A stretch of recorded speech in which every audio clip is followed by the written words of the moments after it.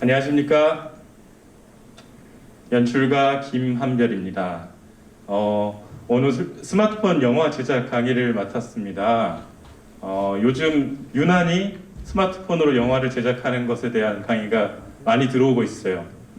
왜 그럴까 고민을 많이 해보고 생각을 많이 해봤는데, 사실 지금 현 시대에 가장 핫하고 가장 관심도가 높고 가장 뭐라고 표현해야 될까?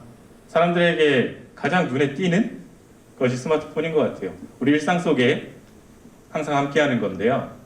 근데 영화를 제작한다고 했을 때 우리는 스마트폰으로 영화를 제작한다는 건 쉽게 생각하지 못합니다. 물론 스마트폰 영화에 대한 붐도 분명히 불었던 적도 있어요. 한때 2011년도인가요? 박찬욱 감독님께서 스마트폰으로 영화를 제작해서 해외 유명 영화제에서 수상을 했던 이력도 있었죠. 하지만 그때 잠깐 지역에서 그리고 또 서울에서도 스마트폰으로 영상을 제작하는 것에 대한 붐이 분명히 일었지만 조금 이른 감이 있었습니다. 스마트폰으로 영화를 제작한다, 영상을 제작한다 했을 때 기술적인 측면에서 부족한 점이 많았었어요. 그리고 지금 또다시 스마트폰 영화, 스마트폰 영상에 대한 관심도가 높아지고 있습니다. 그러다 보니까 제가 지금 도전하고 있는, 제가 연출가라고 했죠? 최근에는 스마트폰으로 단편 영화들을 제작해서 많이 출품을 하고 있습니다. 긴 말 필요 없이 사실 단편 영화를 하나 보고 이야기를 나누면 좋을 것 같아요. 함께 보시도록 할게요.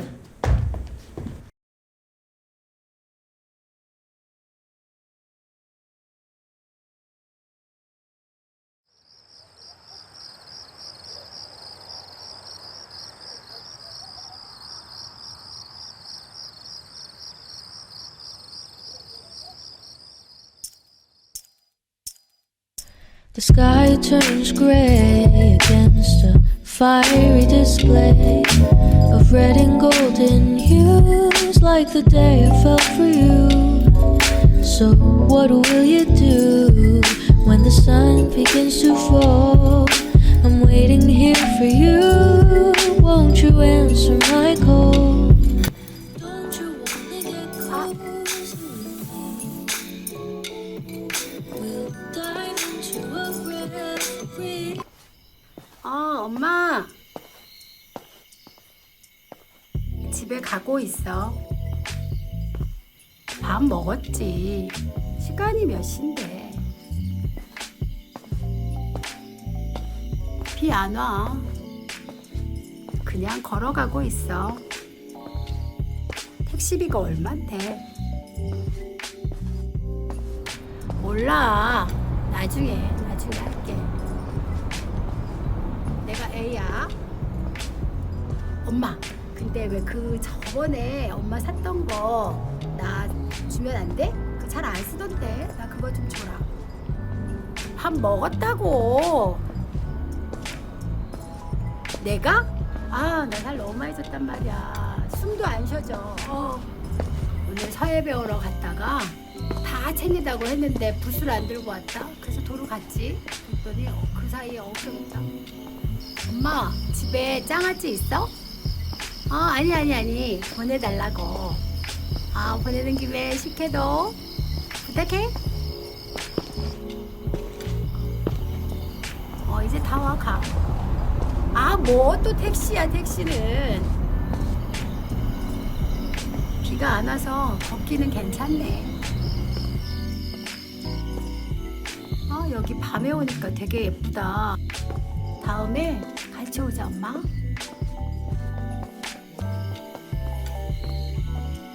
이제 도착했어. 이제 들어갈 거야. 엄마도 밥 잘 챙겨 먹고 또 대충 때우지 말고. 난 잘 챙겨 먹지. 이제 잔소리 좀 그만해. 이제 들어갈래. 응. 알겠어. 알겠어. 엄마.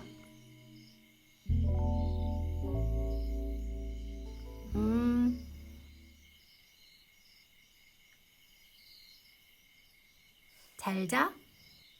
잘 자. Wondering if thousands of miles away the sky's just as blue. It's as if I'm stuck in yesterday when I'm thinking of you. 'Cause when you have your morning coffee, I'm turning out the lights so I could dream. And when you smile through the screen, I wish you could be with me. So 엄마? I lay my head to rest. 모기 물려. 여기서 뭐해? 아우, 너 반바지에 이러고 나갔다 왔어? 집 앞인데 뭐 어때? 아이고, 다 모기한테 모기밥 되겠다. 이게 뭐니? 짐도 많던데 택시 타고 오지. 이 앞인데 무슨 택시야? 밥은? 저녁밥은 먹었어? 아이고 내가 밥 굽는 거 봤어? 지금 시간이 몇 시야?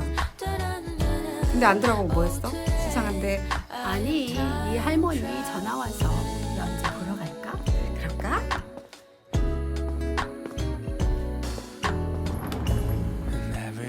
왜 이렇게 늦었어? 아, 이 시간이 몇 시인다고 무서워. 아이고, 옷 좀 봐. 이거 허벅지 다 내놓고 어쩔 거야? 아, 엄마 내 나이가 몇 살인데 허벅지 타자고 그래. 아이고, 그래도 벌레도 있고 깜깜한데 이러고 다니고 뭔 일 있다. 아무도 안 잡아. 아무도 안 잡아. 나 아무도 안 잡아. 그래도 이게 아니지. 자 할머니랑 무슨 통화했어? 할머니 보고 싶어서. 할머니도 엄마한테 자소리 많이 하지? 엄청하네, 엄청해, 엄마. 엄마가 할머니잖아. 그럴 수도 있다. 근데 진짜. 아 그만 그만. 아 몰라. 밥 먹을래? 밥 먹었다 하니까 딸내미를 돼지 만들려고 그래? 아니야, 더 쪄도 돼. 아이고 예지야 엄마 왔다. 할머니도 왔다. So today I am tired of living.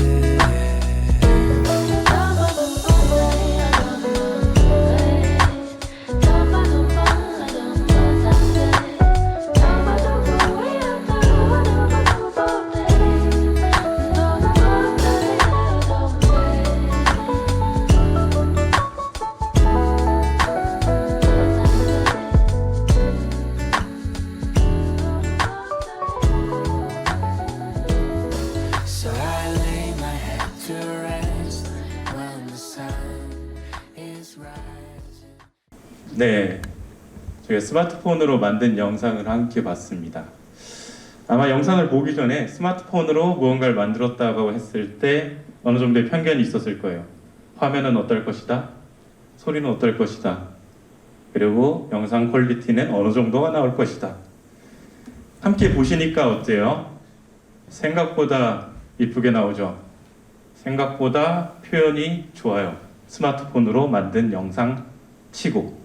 근데 재미있는 게 있습니다. 사실 이 단편 같은 경우는 전문 배우들과 또 전문 촬영 스태프들과 찍은 게 아니에요. 저는 연출가고요. 원래 카메라를 직접 잡지 않고요. 조명을 직접 다루지 않고요. 제가 직접 편집하지 않아요. 근데 이번 영상 같은 경우는 제가 직접 카메라를 들었고요. 제가 직접 사운드 녹음을 직접 스마트폰으로 했습니다. 그리고 직접 조명, 빛을 이용한 촬영 조건들을 다 만들었고요. 그리고 직접 편집을 해봤습니다. 이제 내가 제대로 배우지 못해서, 제대로 알지 못해서, 장비가 없어서 사실 이런 핑계는 될 수 없는 시대가 왔어요. 기술이 너무나도 많이 발전했거든요. 저는 전문적인 편집자도 아니고 전문적인 카메라맨도 아니에요. 촬영 감독님도 아니고요. 저는 그저 연출하고 글을 쓰는 글쟁이일 뿐입니다. 근데 이제 저 혼자서도 많은 걸 해낼 수 있는 상황이 됐어요. 뿐만 아니라 여기에 출연한 배우들 역시 연기를 한 번도 해본 적 없는 그냥 일반 시민입니다.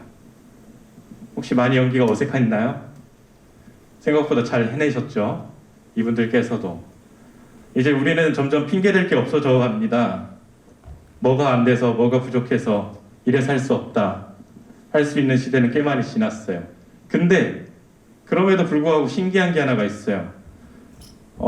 제가 영화 스마트폰 제작에 대한 강의를 받을 때, 제안을 받을 때 대부분의 제안을 해주시는 분들도 이런 생각을 갖고 계세요. 우리는 좋은 장비가 없으니까 스마트폰으로 만드는 걸 좀 알려줘라 라고 의뢰가 많이 들어와요. 사실 그래요. 그래서 저를 찾는 경우들이 되게 많아요. 저도 저 영화를 처음 만들 때 첫 번째 이유는 그거였어요. 일반 시민들을 대상으로 한 영화 제작 강의를 하는데 과연 좋은 장비가 필요한가? 이분들에게 좋은 장비에 대한 강의를 해봤자 이분들이 과연 그걸 사용할 수 있을까? 구하는 것조차도 힘들 텐데. 그럼 일상에서 어떻게 영화를 만들 수 있을까? 어떻게 하면 더 도움이 될까? 라는 고민을 하다가 이렇게 스마트폰으로 영화를 한번 제작해보게 되었었습니다. 그리고 그거에 대한 평가가 생각보다 많이 좋았어요. 이번에 전국 실버 영화제에서 우수 작품상도 받게 되었고 시간이 지나도록, 그리고 전라북도 영상 컨텐츠 어워즈에서 대상을 받게 되었었어요. 그냥 스마트폰 영화들끼리의 경쟁이 아니라 시네마 카메라, DSLR 카메라, 그리고 전문 촬영 하시는 분들 사이에서 경쟁해서 좋은 성과들을 얻었었습니다.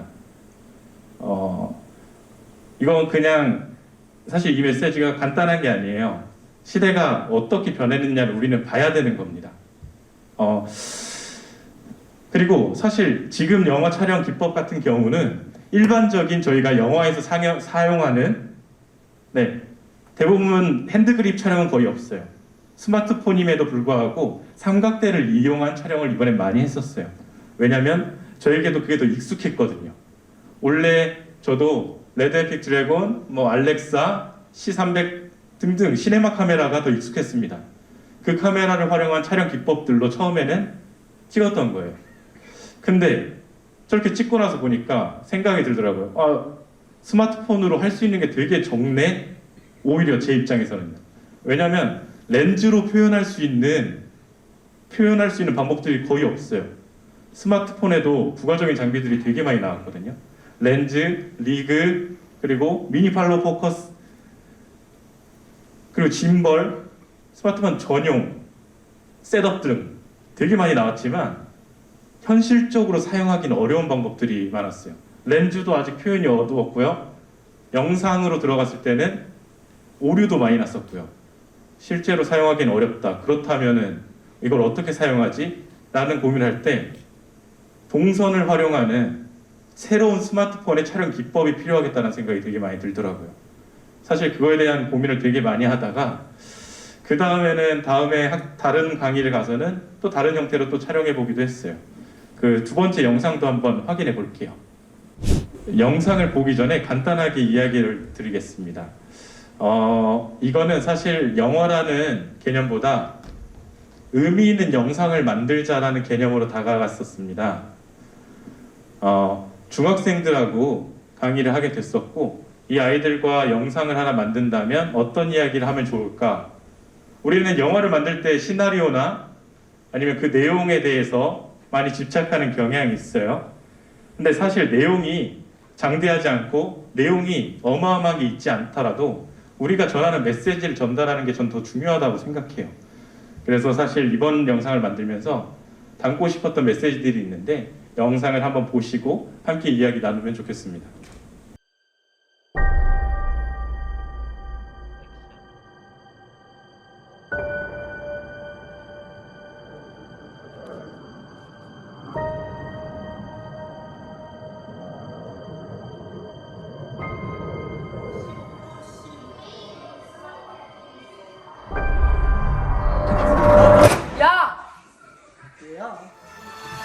Never don't want to get down, down, down.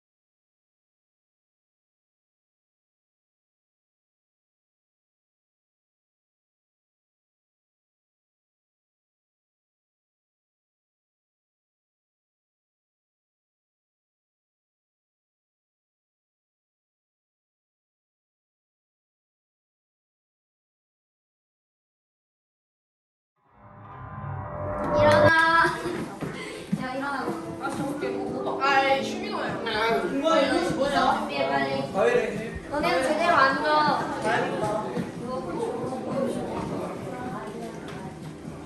야, 이정진 니 앉으라고. 시연아, 너도 가서 앉아. 신영아.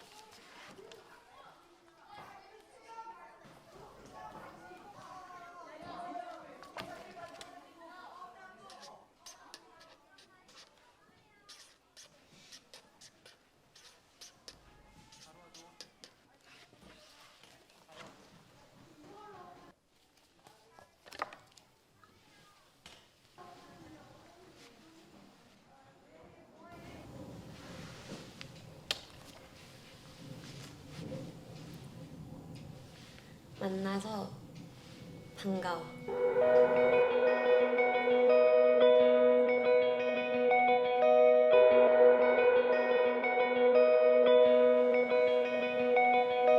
I built up walls like mansions to the sky. Protect my heart so it would survive. But you climbed in like no one else could do. 수아는 잘하는 게 너무 많아. 틀린 그림 찾기, 글쓰기, 종이 접기, 그림 솜씨에 공부까지. I was drifting out, safe from it. 그리고 내가 말할 때 세상 그 누구보다 집중해줘. Wanna get hurt anymore. 듣지 못해서 유심히 자세히 보아야 하는 친구. No one else could do. 그래서 The day 너의 세상이 아름다운가 봐. I need. 자세히 보아야 아름다운 세상에 나랑 친구가 되어줘서 진짜 정말 고마워. I was complicated. You made perfect sense. I was slowly breaking, but you knew how to mend. We're searching for some answers. Who I was and where I'm running to. I was looking for me. 저는 서재원입니다. 김성규입니다. 양홍선입니다. 이민서입니다. 김한준입니다. 재윤이요. 교산입니다. 본인 이름 말하면 돼. 김부은이요? 장민기입니다. 김건영입니다. 저는 임승민입니다. 정세리입니다. 저는 최준영입니다. 김시원이라고 합니다. 박준혁입니다. 박신영입니다. 이정진입니다. Kept on pushing through the day I knew I needed you. I was complicated. You made perfect sense. I was slowly breaking.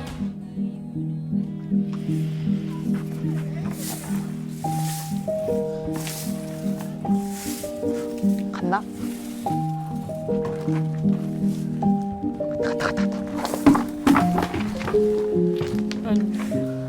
수할 줄 알아? 넌 당연히 할 줄 알지. 뻥치네. 아니 할 줄 알아 진짜. 뭐, 알려줘봐.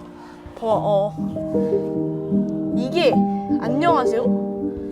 이거 아니가? 안녕하세요.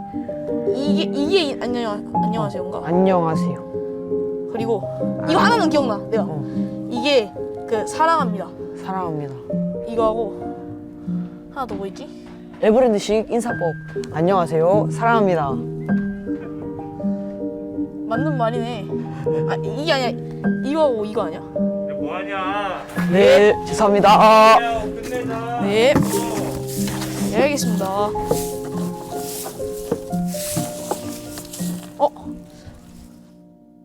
네, 저희가 영화를 함께 봤습니다. 사실 영화라는 개념과 영상의 개념을 어떻게 나눠야 할까 되게 애매할 거예요. 근데 이 작품에 대한 이야기를 나누자면 내용을 한번 이야기해 볼게요. 학생들이 떠들고 있다. 그 중에 한 여학생이 들어온다. 순간 소리가 사라진다. 그 약성이 자리에 앉는다. 어떠한 반장 같은 친구가 다가온다. 와서 말을 거는데 글로 적고 수화로 만나서 반갑다고 이야기한다. 끝. 내용 보면 뭐가 없죠? 이걸 영화라고 표현할 수 있을까? 뭐 내용이 없어요. 근데 사실 제가 이걸 만들 때 딱 두 가지만 표현됐으면 좋겠다 생각했었어요. 하나는 우리가 청각 또는 많은 장애가 있는 친구들, 사람들에게 불편한 건 알지만 그들의 시선에서 정확히 바라본 적은 없을 겁니다. 저도 실제로 5살 때부터 친구인 청각 장애를 가지고 있는 아주 착하고 똑똑한 친구가 있어요. 근데 그 친구의 시선으로 봤을 때 세상에 우리가 느끼는 것보다 불편한 점이 훨씬 많더라고요. 아까 반에서 모든 소리가 없어졌을 때, 순간 사라졌을 때, 사실 이곳은 모든 게 다 위험한 공간이 돼요. 뛰어오는 친구들도 이 친구는 쉽게 발견하지 못해요. 소리가 들리지 않기 때문에. 이런 어려움들, 이런 시야들을 직접적으로 한번 느껴보길 바랬어요. 그리고 두 번째, 적어도 이 영상을 보고 만나서 반갑다, 사랑합니다 등등 보면은 사실 기억하게 되잖아요. 이번 영상에서 아주 쉬운 동작들이 나왔는데 내가 평소에 수화에 관심이 없었다고 하더라도 이걸 보고 나서 다음에 누군가를 만났을 때 이 표현을 써야 하는 순간이 왔을 때 생각이 나면 정말 좋겠다는 생각이 들었어요. 그리고 이번을 계기로 관심이 가지는 사람이 단 한 명이라도 있다면 그것만으로도 충분하다라는 생각을 갖고 만들게 됐었어요. 저희가 영화라는 장르에 대한 해석을 할 때 항상 그렇습니다. 저도 연출가고 영화 감독이라고 이야기를 하고 있지만 너무 과해요. 우리가 갖고 해석하는 게 분명히 그 어렵고 힘들고 완벽한 것들을 해내시는 분들도 분명히 계세요. 그렇지만 모두가 그럴 필요는 없거든요. 누군가에겐 짧고 간단한 메시지, 일상의 메시지, 별거 아닌 그냥 눈 요깃거리 등등 많은 걸 영화적 표현으로 만들 수 있다고 생각합니다.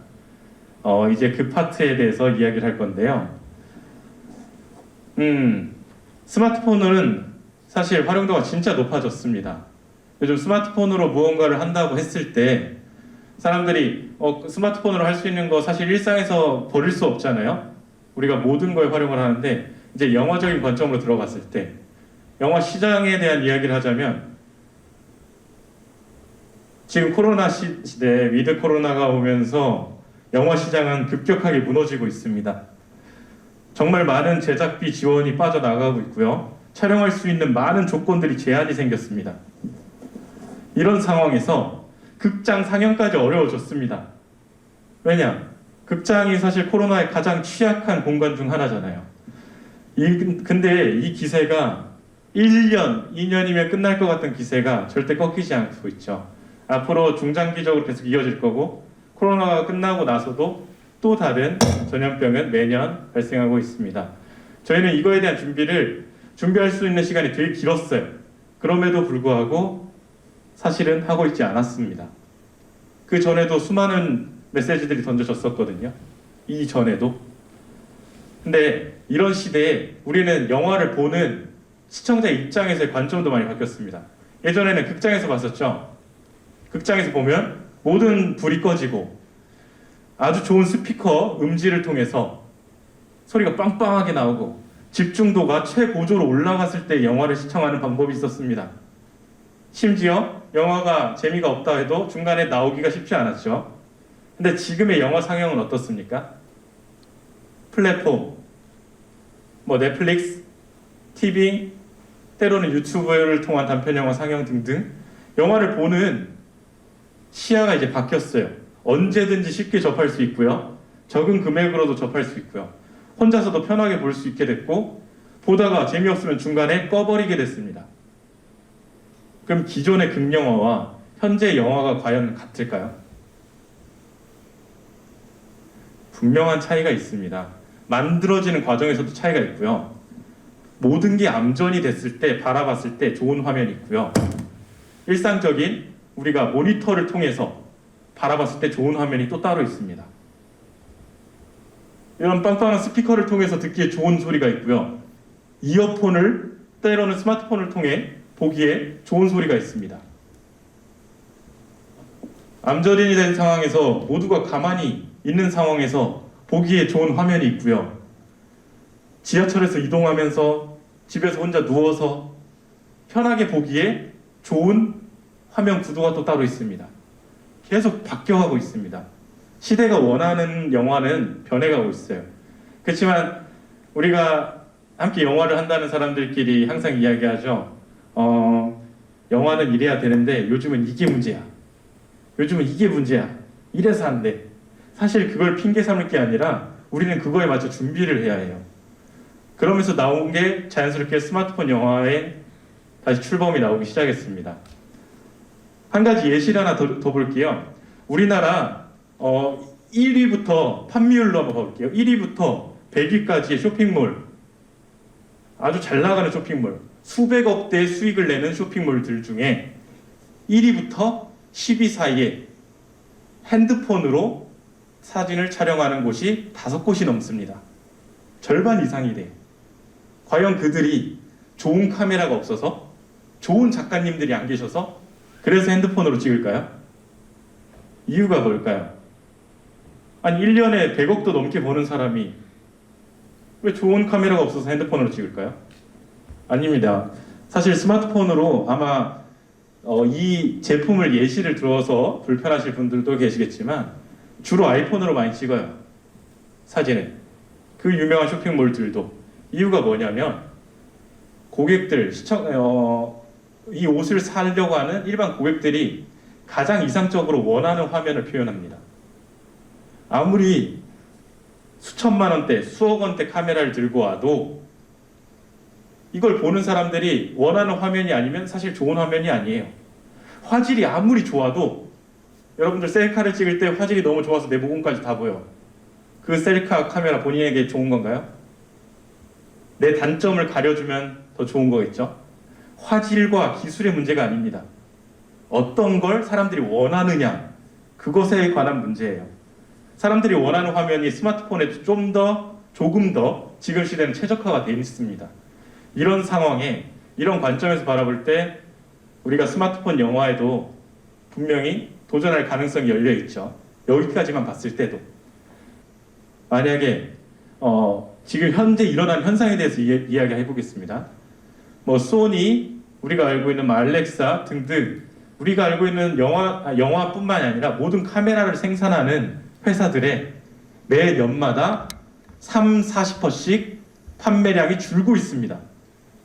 근데 웃긴 건요, 매 년마다 영상을 촬영하는 사람들은 늘고 있습니다. 매 년마다 영화를 만드는 사람들도 늘고 있습니다. 근데 왜 판매량은 줄죠? 이게 말이 되나요? 심지어 영상 장비, 촬영 장비의 판매량은 다 올라갑니다. 근데 카메라의 판매량은 점점 떨어져요. 왜죠? 옛날보다 기종을 변경하는 시기가 점점 더 짧아집니다. 더 많이 산다는 거죠. 근데 카메라 판매량은 줄어요. 이유가 뭐죠? 그만큼 사실 스마트폰이 모든 카메라들을 꽤나 많은 걸 대처하고 있어요. 예전에는 대처하는 형태였어요. 근데 제가 한번 제시를 하나 던져볼게요. 여기 특히 어린 친구들은 더 크게 와닿을 거예요. 지금 애플에서 수많은 시네마틱 광고들을 계속 때리고 있는데 이걸로 영화 만들면 좋습니다. 영화 만들면 좋습니다. 영화 만들면 좋습니다. 그럼 어르신들께 먼저 물어볼게요. 그 회사에서 영화제 형태의 공모 형태의 행사를 진행할까요? 하지 않을까요? 사업하는 사람의 입장에서 우리 핸드폰으로 영화 만들기 진짜 좋아라는 광고를 했어요. 그러면 영화를 공모하는 형태의 행사를 진행할까요? 안 할까요? 아주 간단한 예시죠. 아마 저는 사실 확신합니다. 조만간 애플에서 스마트폰 영화에 대한 공모가 진행될 거라고. 근데 이제 젊은 친구들한테 물어봅시다. 핸드폰, 아이폰을 갖고 있는 친구들도 많고 갤럭시를 갖고 있는 친구들도 많은데 스마트폰 영화제라는 영화제가 애플에서 전 세계적으로 출품을 받기 시작한다면 전 세계적인 광고가 들어갈 거고요, 분명히. 그러면 친구들과 장난으로라도 영화를 찍어볼지 안 찍어볼지 영상에 관심 있는 친구들이라면 무조건 도전할 겁니다. 애플에서 한다니까. 전 세계적인 스마트폰 영화 붐은 분명히 다시 와요. 근데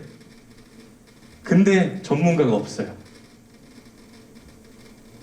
지금 현존하는 정말 잘하시는 카메라 감독님들이 오셔도 매일 스마트폰을 들고 사는 스마트폰으로 원래 영상 촬영을 하는 친구들보다 못할 수밖에 없어요.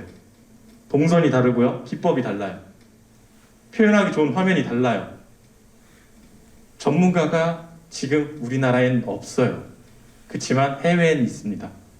스마트폰으로 촬영하고 스마트폰으로 영상을 만드는 하나의 장르가 개설이 된 거예요. 이제는 하위 호환이 아니라 이런 장비가 없어서 스마트폰을 어쩔 수 없이 찍는 게 아니라 스마트폰이기 때문에 더 좋은 장르가 나오기 시작하는 거예요. 이제 특히 지역사회에서 제가 꼭 얘기하고 싶은 게 있었습니다. 우리는 지역이기 때문에 뭐 배우가 없어요. 우리는 지역이기 때문에 장비가 없어요. 빌리기도 힘들어요. 예산도 없어요. 이제 이런 핑계를 대기엔 너무 늦었다는 거죠. 분명히 모든 조건들은 많이 갖춰져 있습니다. 스마트폰으로 찍어도 내가 폰으로 찍었어 라고 말하지 않는 이상 아무도 몰라요. 되게 잘 찍었다, 잘했다. 물론 우리가 잘만 한다면 뭐든지 해낼 수 있는 시대가 왔어요. 그리고 투자하는 사람 입장에서도 만약에 1,000만 원을 투자해서 1,000만 원의 효과를 내는 투자와 100만 원을 투자해서 1,000만 원의 효과를 내는 투자 어떤 거 할래? 라고 하면 당연히 100만 원을 투자해서 1,000만 원의 효과를 내는 걸 하겠죠? 잘 생각해야 됩니다. 우리는 이제 투자를 받아야 하는 사람들이고 영화를 제작해야 되는 사람들인데 장편의 수요는 점점 줄고 있고 단편의 수요는 점점 늘고 있어요. 제작비가 최소한에 되는 촬영들에 대한 수요는 점점 늘고 제작비가 많이 들어가는 대규모 촬영, 특히 영화 촬영에 대한 수요는 점점 줄고 있어요. 이런 상황에 지역에서 특히나 영화나 영상을 제작한다는 사람 입장에서 우리는 곰곰이 잘 생각해 봐야 됩니다. 어느 길을 준비해야 되는지, 그리고 확실히 어떤 걸 해야 되는지. 전 스마트폰으로 영화를 찍으라고 지금 하는 게 아닙니다. 장르에 대한 이야기를 하고 있고 앞으로 이루어질 판에 대한 이야기를 하고 있습니다. 과연 어떤 걸 준비하고 있나. 영화를 내가 해야겠다라고 마음먹었을 때 무작정 뭘 사고 무작정 무언가를 하는 게 아니라 앞으로 만들어질 판을 한번 읽고 확실히 필요한 걸 준비하자는 겁니다. 지금 간단하게 또 이야기들을 했는데 사실 스마트폰 촬영할 때 연출을 어떻게 해요? 촬영은 어떻게 해요? 시나리오는 어떻게 써서 준비해요? 혹시 인력 구성은 어떻게 해요? 이런 질문들도 꽤 많이 받습니다.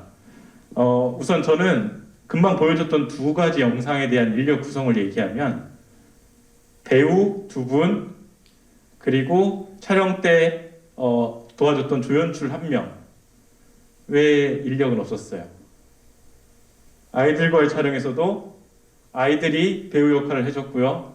그리고 저와 촬영 때 보조 이제 조연출 역할을 해줬던 분 1명 없었어요.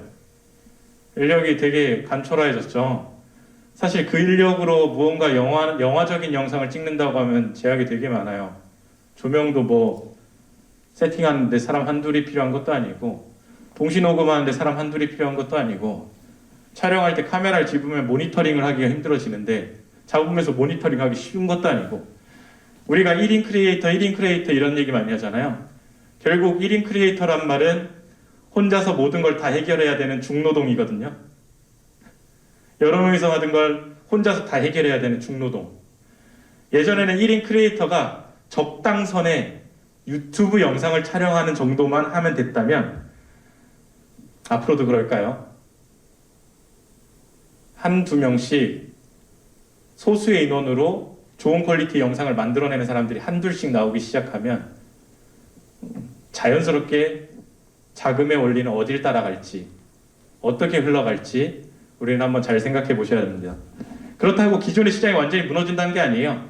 기존에 본래 영화의 시장이 갖고 있던 시장은 분명히 유지될 겁니다. 물론 상위권에 있으신 분들만. 그 외의 시장은 새로 진입하는, 난 이제 연출의 꿈을 갖고 있어, 나 늦었지만 지금이라도 영화를 만들고 싶어 하는 분들의 시장이 들어가기는 훨씬 더 어려워졌습니다. 투자하는 사람들이 없어졌기 때문에. 그렇다면 우리는 제가 지금 말씀드린 것처럼 스마트폰뿐만이 아니라 새로운 시장에 어울리는 판을 읽을 줄 알아야 합니다.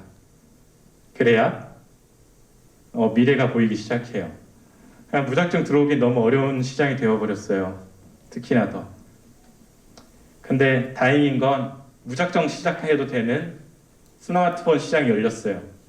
무작정 시작해도 손해를 보질 않거든요. 한번 뭘 해야 할지 모르겠다면 전 꼭 얘기해주고 싶은 게 스마트폰 촬영부터 시작하세요. 스마트폰으로도 좋은 영상을 못 뽑아낸다, 장비가 안 좋다 이런 핑계가 나온다면 하지 마세요. 너무 직설적일 수 있는데 그럼 하지 마세요. 그럼 뭘 해도 좋은 거 안 나옵니다. 자기가 해낼 수 있는 최대한치를 뽑아내보고 꽤나 괜찮은 성과를 이룬다면 그때 제대로 도전해도 절대 늦지 않습니다. 한번 그렇게 시작해 보시길 저는 아주 강력히 권유드립니다. 그리고 제가 이렇게 강의를 나오면은 질문들이 꽤 이런 질문들이 많이 나와요. 핸드폰 화면으로 찍을 때 특히 야간 촬영, 원래 촬영을 하시는 분들이 많이 질문하시는데 노이즈는 어떻게 잡습니까? 뭐 소리 같은 거 노이즈는 또 어떻게 잡습니까? 그러니까 촬영에 문제가 되는 부분들을 많이 물어보셔요. 저는 우선은 대답을 이렇게 합니다. 잡지 않습니다. 아까 전부 다 야간 촬영이었죠? 특히 아이폰 같은 경우는 야간 촬영 노이즈가 진짜 심해요. 화면이 자글자글자글하게 이렇게 하얀 끼가 붙어요. 전 그걸 잡은 게 아니라 활용했습니다. 실제적으로 아마 촬영하시는 분들, 편집하시는 분들은 알 거예요. 일부러 노이즈를 입히기도 하거든요. 그 극적인 효과들을 만들어내기 위해서. 뭔가 내가 스마트폰에는 아직 기술적인 제한이 많기 때문에 그걸 억지로 잡는다기보다 그걸 활용하면 더 좋을 게 뭐가 있을까를 고민하는 거예요. 예를 들면 스마트폰이 가볍기 때문에 두 번째 영상에서 무빙이 원테이크로 갔죠? 전부 다 짐벌도 사용하지 않았어요. 핸드그립으로 갔거든요. 일반 DSLR이나 일반 ENG를 핸드그립으로 가면 난리가 날 거예요. 스마트폰의 가벼움 덕분에 만들 수가 있었어요. 손 보정도 뺀 상태로 갔었어요. 아예 끈 상태로. 가벼움 때문에 만들 수 있는 동선이 생겼어요. 그러다 보니까 노이즈에 집중이 아니라 다른 곳에 집중을 할 수 있게 된 거죠. 우리는 이런 방법들을 계속 찾는 겁니다. 오히려 노이즈를 활용할 방법을 찾고요. 이것 때문에 만들어지는 감성을 찾고요. 그거에 맞는 시나리오를 쓰는 기법도 찾고요. 새로운 시도를 계속 해볼 수 있는 거예요. 저도 한동안 영상을 또 연출가로서 오랫동안 이 일을 해왔지만 연출가로서 한 고민을 잊은 지가 꽤 오래됐었어요. 반복이 되고 항상 해오던 거니까. 근데 특히 올해 1년 동안 정말 많은 시간을 투자하고 공부했던 것 같아요. 새로운 방법들을 찾기 위해서. 오히려 시네마 카메라를 활용한 촬영들보다 스마트폰으로 찍는 촬영에 대한 고민들을 훨씬 많이 했어요. 그거는 기존에 꽤나 많은 좋은 답들이 있었거든요. 해답과 정답이라 할 수 있는 것들이 꽤 있었어요. 근데 스마트폰에는 아직 정해진 룰이 없습니다. 이제 여러분들이 만들고 여러분들이 해나가는 것들이 좋은 해답지가 될 수 있어요. 그리고 누군가의 밑에서 누군가들이 만들어낸 판에 겨우겨우 그 밑에서 싫은 소리 들으면서 막 아부하면서 이렇게 일하기 싫어하시죠? 많은 분들이. 그러려면 새로운 판을 주도해가는 사람이 돼야 됩니다. 지금 새로운 판들이 스마트폰뿐만 아니라 되게 많은 것들이 열리고 있어요. 판을 잘 읽으세요. 우리는 새로운 시작을 한다 해도 거기에 정점에 쓸 수가 있습니다. 그럼 아직도 해주고 싶은 얘기들은 되게 많은데 우선 이 얘기는 여기서 간단하게 줄이도록 할게요. 그리고 이제 간단하게 또 해줄 이야기들이 몇 개가 있어요. 예를 들면 이제 OTT 시장이나 아니면은 숏폼, 우리가 많이 이야기하는 숏폼에 대한 영화를 대입한 이야기들, 그리고 새로운 영화 시장에 어떤 장르들이 이제 열리고 있나, 우리는 어떤 걸 도전해 볼 만한가 라는 이야기에 대한 이야기를 좀 나눌 건데, 이야기 들어가기 전에 잠깐 5분간 쉬었다가 하도록 하겠습니다. 저희 시대의 흐름에 대한 이야기를 계속하고 있었어요.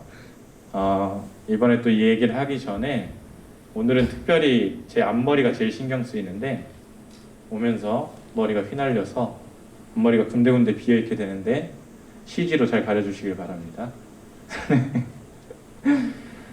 좋습니다. 저희가 요 근래뿐만이 아니라 꽤 전부터 숏폼에 대한 짧은 영상들에 대한 관심도는 굉장히 많이 높아졌었어요. 근데 짧은 영상, 숏폼이 유행한 데는 분명한 이유가 있죠. 현대 사회가 굉장히 빠르게 흘러가는데 잠깐 순간적으로 잠깐 보더라도 재밌게 볼 수 있는 영상들, 특히 우리는 지하철 타고 이동하거나 아니면 버스, 자가용으로 이동하더라도 이동 중에 볼 수 있는 영상들을 많이 선호하게 됐었어요. 그러다 보니까 숏폼의 이용 빈도도 굉장히 높아지게 됐고, 많은 영상 제작자들이 숏폼의 영상들을 만들기 시작했습니다. 근데 영화 시장에서는 저희가 숏폼에 대한 관심도가 높아질수록 단편 영화도 분명히 관심도가 높아질 거다라는 예상을 하게 됐었어요. 하지만 단편 영화의 관심도가 높아졌나요? 사실 그러지 못했어요. 단편 영화는 숏폼이라는 콘텐츠에서 제외가 됐었습니다. 왜 그렇게 됐을까? 우리는 분명히 깊이 고민을 해봐야 돼요. 첫 번째 이유는 직설적으로 얘기하면 재미가 없어서겠죠. 재밌으면 뭐든 유행을 안 했을까요? 영화라는 장르가 가진 진지함에, 영화라는 장르가 가진 무게감이 사람들에게는 아직 쉽게 다가가기 어려웠을 거예요. 근데 지금 시대를 한번 봅시다. 시대가 아직 역시나 바빠요. 바쁘기 때문에 역시나 숏폼도 유행을 다시 계속하고 있습니다. 근데 코로나라는 다시 위드 코로나라는 시대가 오면서 몇 가지 변한 게 있습니다. 점점 회사 출근보다 집에서 근무하는 형태가 많아졌고요. 누군가는 일을 그만두고 쉬는 형태가 많아졌고요. 예전에는 쉬기 시작하면 여행을 다녔는데 여행보다 집에서 여유를 즐기는 시간이 많아졌습니다. 자연스럽게 집에서 혼자만의 시간이 많아졌습니다. 하지만 여전히 숏폼의 시대는 이어오고 있어요. 익숙해졌거든요. 큰맘 먹고 2시간짜리 영화를 보는 것보다 그냥 페이스북이든 유튜브든 간단하게 넘기면서 3분, 4분, 5분, 길어봤자 10분 이런 영상을 보는 게 훨씬 익숙해졌어요.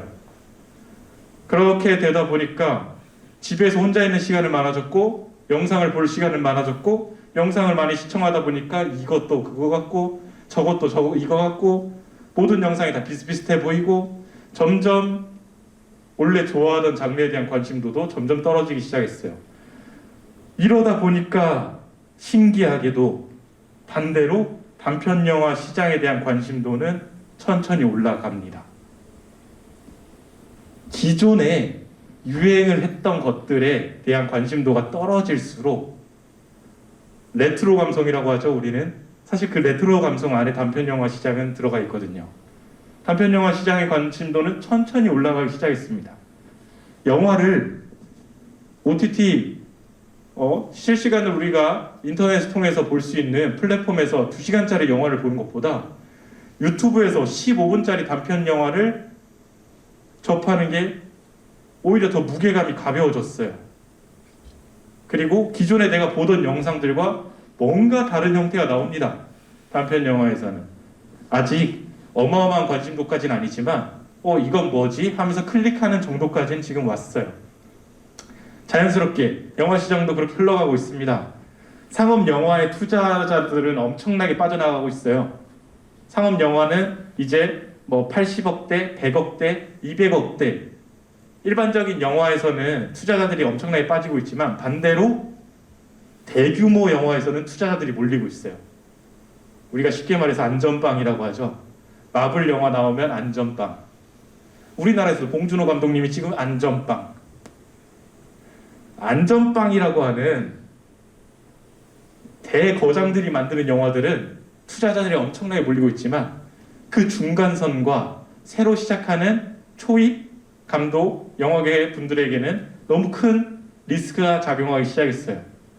자연스럽게 대형 영화의 시장에 돈은 몰리고 중간선은 비고 쇼폼 시장에 돈을 몰리고 이렇게 잡혀왔습니다. 단편 영화도 똑같아요. 올해 모든 영화 상영의 제작에 투자하는 비용은 줄었지만 현저하게 줄었지만 단편 영화 투자 비율은 현저하게 올랐어요. 심지어 영준위에서도 예산을 더 크게 편성하기 시작했죠. 단편 영화 지원에 대해서. 많은 사람들이 이제 단편 영화에 투자를 조금 더 많이 하는 형태가 됐습니다. 자연스럽게 아까 말씀드린 대로 단편 영화의 관심도가 더 높아졌기 때문이라고도 할 수 있어요. 그렇다면 일반적인 우리가 원래 만들던 단편 영화의 형태와 어떻게 바뀌어야 하나? 단편 영화 하면 우리가 시간을 보통 어느 정도 생각해요? 초단편 아주 짧은 건 3분 미만의 영화부터 그리고 일반적인 단편 3, 40분대의 단편 영화까지 다양하게 생각하는데 지금은 원래 찍을 때는 한 2시간, 3시간 가량의 영화를 찍어놓고 그걸 나눠서 웹무비라고 해요. 나눠서 15분, 20분 간격으로 나눠서 회차별로 나눠놓은 형태의 웹무비도 많이 나오고 있어요. 왜냐? 사람들이 2시간 동안 쭉 보는 무게감 있는 영화들보다 짧게 보고 다음 회차가 또 궁금해지면 또 보고 하는 형태로 만들어지기 시작했어요. 그렇다면 이건 드라마랑 뭐가 다르죠? 사실 드라마가 그렇잖아요. 회차별로 나눠서 이야기를 끊고 넘어가고 영화는 분명히 한 편으로 쭉 이어져야 하는데 근데 왜 회차별로 나눠? 그럼 이것도 영화라고 할 수 있나? 되게 많은 생각들이 들 거예요. 근데 우리는 영화의 기본적인 어원부터 생각해 봅시다. 영화란 건 움직이는 물체를 촬영해서 영상기로 스크린에 상영한 걸 영화라고 합니다.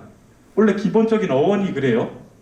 근데 우리는 움직이는 물체를 촬영해서 스크린에 올리는 것만 지금은 영화인가요? 대부분의 영화가 인터넷으로 나오고 있는데 그럼 그것들은 다 영화가 아니네요? 영화에 대한 관점 자체가 변하고 있습니다. 되게 많이 바뀌어가고 있어요. 시대가 원하는 영화의 기준도 역시나 바뀌어가고 있어요. 저 역시나 항상 영화에 대해서 그리고 앞으로 만들어질 컨텐츠들에 대해서 고민하고 어떻게 하면 좋을까라는 고민을 매일 하지만 시대를 따라가기가 아직까지도 어려운 게 현실이에요. 저뿐만이 아니라 많은 연출가들, 많은 판을 읽으려고 노력하는 사람들이 그럴 거예요. 한번 우리는 잘 생각해 봐야 됩니다. 단편 영화를 만드는데 분명히 좋은 조건들이 천천히 나오고 있다. 근데 기존의 단편 영화랑 똑같이 만들어진다면 과연 이들이 원할 것인가? 그렇다면 어떤 형태로 만들어지는 게 좋을 것인가? 시나리오 작업은 어떻게 하면 좋을 것인가? 배우 구성은 어떻게 하면 좋을 것인가? 새로워진 형태의 스택 구성은 어떻게 하면 효율적인 것인가? 등등 정말 많은 고민을 해야 해요. 저는 이번 강연을 통해서 사실 많은 거를 전해드리고 싶었지만 시간이 그렇게 넉넉하지 않았어요. 저는 던져주기만 하는 겁니다. 여러분께 던지고 여러분들께서 스스로 한번 고민해 보는 겁니다. 제가 말하는 게 정답이 아니기 때문에 가장 좋은 해답은 여러분들이 직접 한번 찾아보시길 바랍니다. 많이 고민해 볼 필요가 있어요. 고민뿐만 아니라 실천까지 이어질 필요가 있습니다. 그리고 저희가 지금 영상 촬영하면서 오늘 와서 보니까 여러 장비들이 있잖아요. 특히 라이브 방송 송출하는 장비들이 많이 보여요. 라이브 방송 송출에 대한 이야기도 살짝 해보고 싶어요. 왜냐하면 이것도 영화와 직결되는 이유가 있어요. 한번 이야기해 보자면 예전에는 라이브 송출을 전부 다 ENG 카메라로 했습니다. 왜냐? 장시간 녹화가 가능하다. 사실 이거 하나 때문이었어요. 다른 게 없어요. 장시간 녹화가 돼야 실시간으로 찍으면서 순간에 카메라를 배터리를 간다든지 아니면은 메모리를 간다든지 할 필요 없이 순간의 찰나를 놓치지 않기 위해서 ENG 카메라를 계속 사용했어요. 근데 지금 한번 생각해 봅시다. 장시간 녹화 촬영이 가능한 카메라들이 ENG 뿐인가요? 같은 가격대로 비교해 봤을 때 장시간 녹화도 가능하고 심지어 화면적 퀄리티도 높은 형태의 촬영 기기들이 많이 나오기 시작했어요. 점점. 이제 DSLR 예시를 더 봅시다. 예전에는 DSLR 카메라가 사실 주로 사진 용도였죠. 그리고 간간히 영상도 찍으면 좋은 형태. 그리고 미러리스를 지금 많이 써요. 소니 대부분의 제품이 미러리스거든요.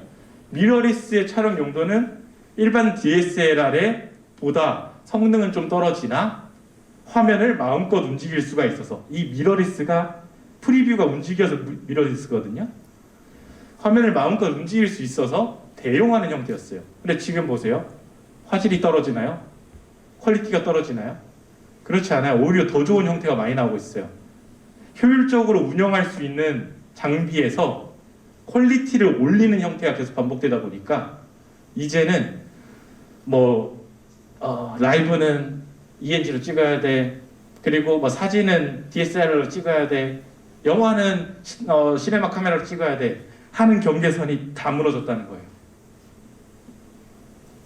내가 하려고 하는, 내가 찍으려고 하는 장르의 특성도 있지만 지금 당장 내가 찍어야 하는 것들에 대한 특성이 너무 더 중요해졌어요. 그거에 맞는 장비는 무한대로 고민할 수 있어졌어요. 이제는 라이브도 얼마든지 DSLR로 갈 수 있게 됐고요. 라이브도 얼마든지 스마트폰으로 갈 수 있게 됐고요. 영화도 얼마든지 DSLR, 미러리스, 스마트폰 다 다양하게 할 수 있게 됐어요. 그래서 사실 ENG 카메라 시장이 힘들어요. 화면적인 표현이 쉽게 설명하자면 올드하거든요. 우린 세련된 화면을 주로 원해요. 레트로 감성의 영상 촬영을 하지 않는 이상. 근데 ENG 카메라는 아무래도 장시간 녹화 기준을 맞춰놔서 화질적인 면에서 많이 떨어지는 경우가 많아요. 똑같은 화질을 놓고 비교해서 봤을 때도 색감이 아쉬운 경우가 되게 많아요. 그래서 어쩔 수 없이 후반 보정을 하는 경우가 많아요. 네.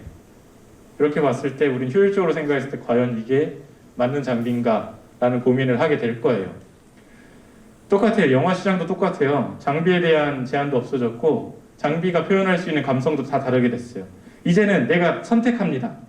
내가 원하는 감성의 영상이 스마트폰으로 찍을 때 더 좋은지, DSLR로 찍을 때 더 좋은지, 시네마 카메라로 찍을 때 더 좋은지, 아니면 ENG 카메라로 찍어서 더 좋은지를 한번 생각해 보는 겁니다. 영화 촬영에 ENG 카메라로 찍어서 좋은 경우가 사실 있을까요? 생각해 보면 있을까요? 어떤 게 하면 좋을까요? 사실 있어요. 우리가 알고 있는 다큐멘터리 영화라고 하는 장르적 특성상 화려하고 깔끔하고 세련된 화면보다 현실감 있는 화면을 표현할 때 더 크게 와닿습니다. 진짜 리얼한 상황이구나 라는, 그럴 때 많이 사용하거든요. 영화 촬영하는데 ENG 카메라를 들고 왔어. 야, 너 뭐 하는 거야? 다큐멘터리 촬영한다 그러면 이해가 되죠. 같은 원리입니다. 이게 카메라가 더 비싸고 좋으니까 이거로 찍어야 돼 라는 생각부터가 아주 구시대적 발상이에요. 여러분들 이제 저희가 앞으로 영화도 많이 만들어야 되고 영상을 더 많이 만들어야 되고 여러분들이 원하는 콘텐츠들을 제작할 때 본인이 갖고 있는 게 스마트폰밖에 없다, 아니면 미러리스 카메라밖에 없다 등등, 그것들로 만들 때 최적화된 콘텐츠들을 계속 제작해야 됩니다. 영화라는 그냥 아주 단적인 면으로 봤을 때도 그것만으로 표현할 때 시네마 카메라보다 더 좋은 장르들이 분명히 있습니다. 그러니까 그런 것들을 열심히 찾아보고 그거에 맞춰서 준비할 필요가 있어요. 이제 저희는 핑계댈 게 없어졌죠. 뭐 장비가 안 돼서 뭐가 안 돼서 뭘 찍을 수 없다. 핑계를 이렇게 점점 없어지고 있어요. 찍을 수 없다면은 정확히 이렇게 핑계를 대면 됩니다. 아, 내가 머리가 안 좋아서, 내가 아직 부족해서. 맞아요. 이게 맞아요. 저도 저한테 매번 하는 얘기거든요. 아, 내가 아직 여기까지는 생각해내지 못하는구나. 누군가는 분명히 하고 있는 게 있는데.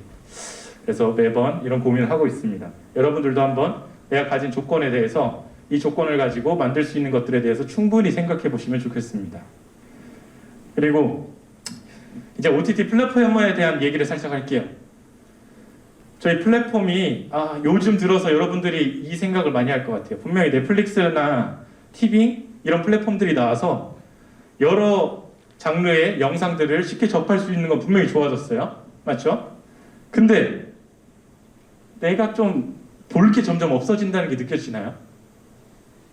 뭐 넷플릭스 들어가도 다 봤던 거고, 새로운 거 안 나오나 기다리고 있고, 티빙 들어가도 다 봤던 거고, 점점 내 여유 시간은 많아지는데 이제 볼 거 없나? 그러다 보니까 다시 또 유튜브로 들어가니까 또 이전에 봤던 거 그냥 반복이고, 했던 것도 반복이고, 점점 지루해진단 말이에요.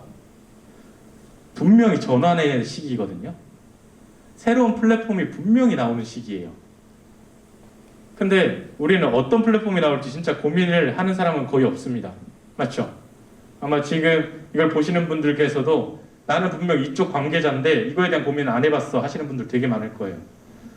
플랫폼이 새로 나오면 거기서 원하는, 추구하는 형태의 컨텐츠들은 또 새롭게 제작됩니다. 새로운 형태로요. 분명히 이제 라이브 형태의 방송도 일반적인 라이브 형태에서 새로운 플랫폼 시대가 분명히 올 텐데 그거에 대한 준비는 아무것도 안 돼 있죠. 영화 시장도 똑같고요. 우리는 새로운 플랫폼에 대한 준비를 분명히 해야 됩니다. 이 플랫폼이 어떻게 올지 몰라요. 인터넷 형태가 될 수도 있고요. 그냥 어떤 매체를 거치지 않고 내 폰에서 바로 실시간 라이브로 틀어지는 형태가 될 수도 있고요. 그러니까 사이트를 거치지 않고요. 그거에 대한 구현 방법도 지금 많은 제시가 나오고 있어요. 여러분들이 이건 하나하나 찾아봐야 돼요. 단기간에 제가 강의를 통해서 다 알려드릴 수 있는 형태가 아니에요. 정답도 없고요. 우리가 모두 다 한 명 한 명씩 내가 하고자 하는 장르에 대한 앞으로의 미래를 계속 찾아봐야 됩니다. 저는 영화 시장 같은 경우는 특히나 그렇게 생각해요. 이제는 무언가 돈이나 아니면은 뭔가 대가를 미리 받고 영화를 촬영하는 형태에서 분명히 러닝 개런티 형태로 점점 흘러갈 겁니다. 영화가 나오고 처음부터 제작비가 나오는 게 아니라 찍어놓은 형태에서 그거를 러닝 개런티로 하는 형태가 쇼폼의 단편 영화 시장은 점점 커질 텐데 그러려면 제작비의 최소한은 피할 수 없는 문제고 그러면 우리는 진짜 많이 이거에 대한 고민을 해야 돼요. 그러기에 진짜 안성맞춤인 게 또 지금 오늘 강의의 시작이었던 스마트폰 영화 제작이 스타트에 정말 좋은 형태고요. 많이 좀 했으면 좋겠어요. 사실 이걸 누구한테 강의하고 누구한테 알려주기보다 저 혼자 해먹는 게 가장 좋거든요. 저 혼자 하면은 지금도 사실 강의가 엄청 밀려요. 그래서 제가 제 입맛에 따라 원하는 거 하고 안 맞으면 안 하고 있는데 많은 사람들이 전문가가 생기면 저한테 기회가 줄겠죠. 점점 분명히 안 좋아요. 강의에 대해서는. 근데 저는 이런 고민을 함께하는 젊은 친구들이든 나이가 있으신 선배님들이든 모두 다 함께 했으면 좋겠어요. 그래서 같이 고민하고 같이 이 시장을 만들어 갔으면 좋겠어요.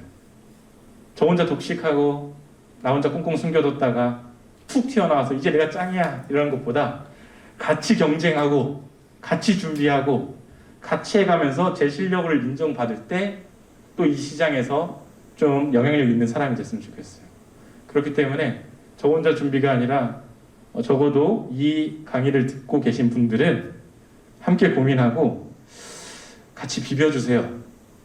너가 만든 것보다 내가 더 좋은 걸 만들 수 있어 하면서 그래서 우리 같이 경쟁하면서 선의의 경쟁하면서 멋진 시장을 만들어 갔으면 좋겠습니다. 영상의 붐 시대지만 영상하기에 정말 어려운 시대입니다. 그 초입의 단계가 되게 어려워졌고요. 사람들의 기대치는 점점 올라갑니다. 그만큼 저희는 열심히 노력해야 되고요. 어쩔 수 없이 따라하는 형태가 아니라 내가 주도해서 나만의 것을 만들어가야 되는 시대가 왔습니다. 뭐가 정답인지 아무도 몰라요. 그렇지만 이게 해답이 될 수 있다라는 건 우린 공부해서 알 수 있습니다. 하나씩 찾아보시고 함께 노력해서 좋은 시장 구축을 함께 해갔으면 좋겠습니다. 지금까지 스마트폰 영화 제작 강의를 맡은 김한별이고요. 연출가입니다. 좋은 연출할 수 있도록 노력할 거고요. 앞으로 작품으로 또는 강연으로 여러분들과 만나서 이야기를 많이 나누길 바라겠습니다. 감사합니다.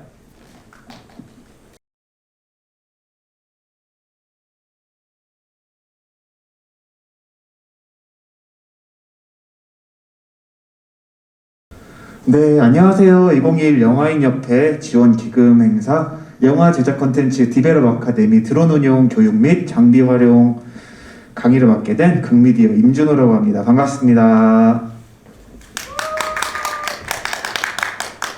네, 제가 오늘 강의할 내용은요. 한 시간은 20분 정도 생각하시면 되고요. 네, 넘겨주세요.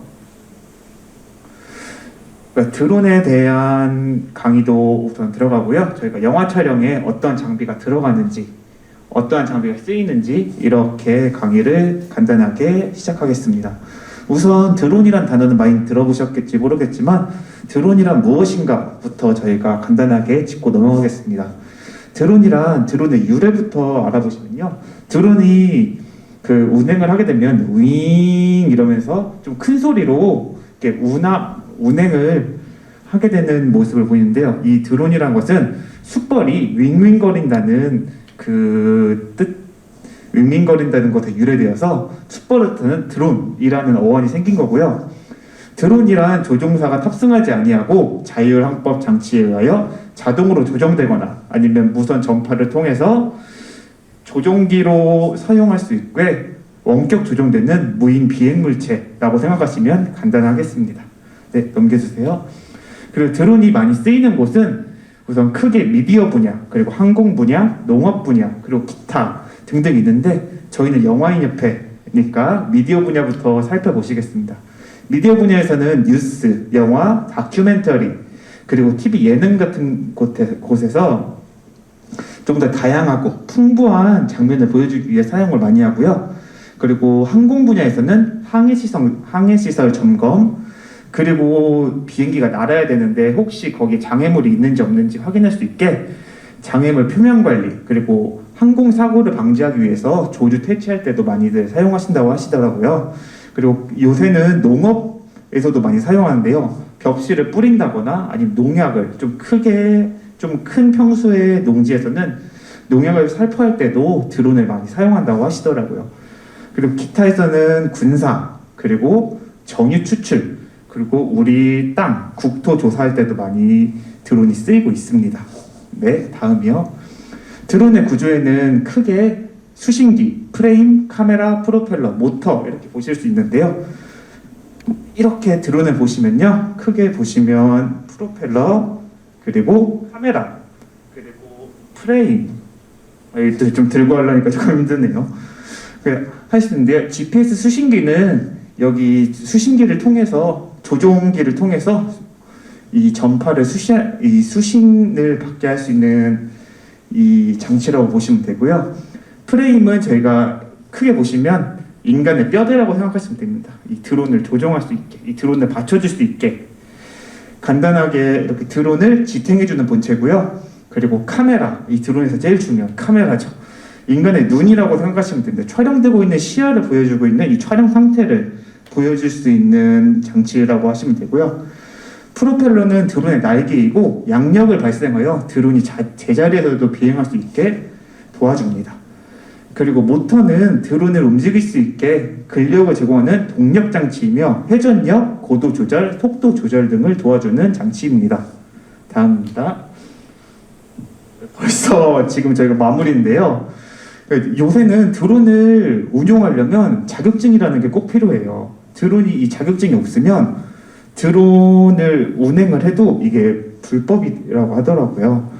그래서 크게 드론 4급 자격증을 이수할 수 있는 방법을 저희가 알려드릴 텐데요. 이 검색창에 한국교통공단 배움터를 검색하시고 수강 신청을 누르시면 이렇게 밑에 이렇게 세 가지 화면이 뜰 거예요. 수강 그 세 가지 장치에서 두 번째 무인 동력 비행 장치 4종을 신청을 누르신 뒤 로그인을 하시고 이수 시간 한 6시간이나 8시간 정도를 제가 이수를 했던 것 같아요. 하시고 시험을 보신 뒤 시험 합격하시면 4급 자격 이수가 완료됩니다. 이렇게 보시면 교육 수료증이라고 나오는데요. 이렇게 저희가 간단하게 드론을 연습하거나 아니면 이 아마 1, 2, 3종이 나뉘어져 있는 게 드론의 무게 그리고 쓰이는 형태에 따라서 1, 2, 3급을 나눠 놓은 걸로 알고 있어요.